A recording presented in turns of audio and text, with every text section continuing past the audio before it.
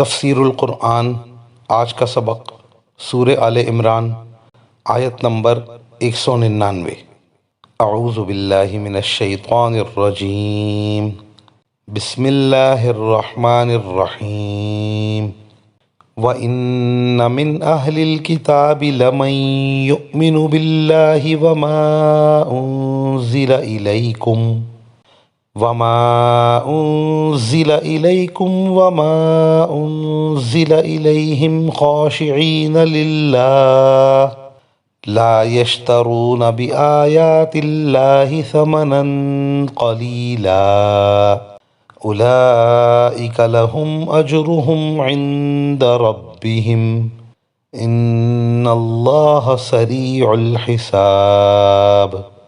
ترجمہ: اور بے شک اہل کتاب میں بھی ایسے لوگ موجود ہیں جو اللہ کے آگے عجز و نیاز کا مظاہرہ کرتے ہوئے اللہ پر بھی ایمان رکھتے ہیں، اس کتاب پر بھی جو تم پر نازل کی گئی ہے اور اس کتاب پر بھی جو ان پر نازل کی گئی تھی، اور اللہ کی آیتوں کو تھوڑی سی قیمت لے کر بیچ نہیں ڈالتے۔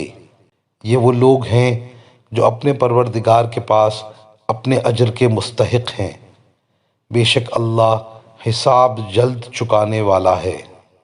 اس آیت میں مومنین اہل کتاب کا اجر بیان کیا گیا۔ مطلب یہ کہ اہل کتاب سبھی ایسے نہیں جو کفر پر جمے رہے اور اللہ کے آخری نبی اور آخری کتاب کے انکار پر تلے رہے، بلکہ ان میں ایسے بھی ہیں جو اللہ پر ایمان لاتے ہیں اور جو کتاب تم پر یعنی اہل اسلام پر نازل ہوئی اس پر بھی ایمان لاتے ہیں، اور جو کتاب ان لوگوں پر اتاری گئی یعنی ان کے انبیاء علیہ السلام کے واسطے سے اس پر بھی ایمان لاتے ہیں۔ ان میں عناد اور تکبر نہیں ہے، وہ اللہ کے سامنے جھکتے ہیں اور اللہ کی آیات کے ذریعے تھوڑی سی قیمت حاصل نہیں کرتے، یعنی یہ لوگ طالب دنیا نہیں ہیں جو پوری کی پوری آخرت کے مقابلے میں ذرا سی چیز ہے۔ یہ لوگ آخرت کے طالب ہیں، اللہ کی رضا چاہتے ہیں، لہٰذا حق کو نہیں چھپاتے اور اللہ کی آیات کو صحیح صحیح بیان کرتے ہیں، اپنی قوم سے کسی طرح کی رشوت کے طالب نہیں ہیں۔ ان کے اعمال کا ثواب ان کو ملے گا، مطلب یہ کہ ان کو وہ اجر عطا کر دیا جائے گا جس کا ان سے وعدہ فرمایا ہے۔ وآخر دعوانا ان الحمد للہ رب العالمین۔